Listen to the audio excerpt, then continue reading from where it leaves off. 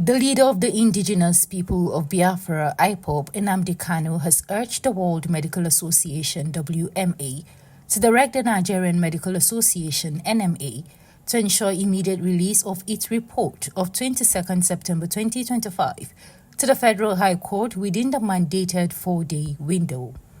Kanu, who wrote the letter through his international lawyer, Bruce Fein, copied the Federal High Court, Abuja, Justice James Omotosho, Director General, Department of State Services, Nigerian Medical and Dental Council of Nigeria, and NMA.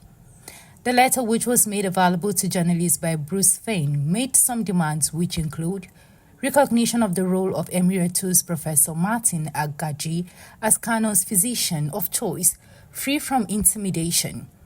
Investigate the conduct of Dr. Nasiru Mohammed and other DSS-appointed doctors for falsification of results. Recognize tetanus and sleep deprivation as urgent dangers requiring immediate medical response.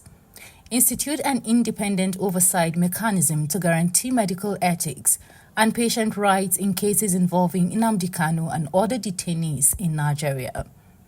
In the letter, Kanu recounted his ordeal during his arrest in Kenya before his rendition to Nigeria, alleging brutal treatment by the security operatives. Kanu alleged that upon arrival in Nigeria, tests revealed a life-threatening potassium deficiency, but claimed DSS-appointed doctors falsified subsequent results.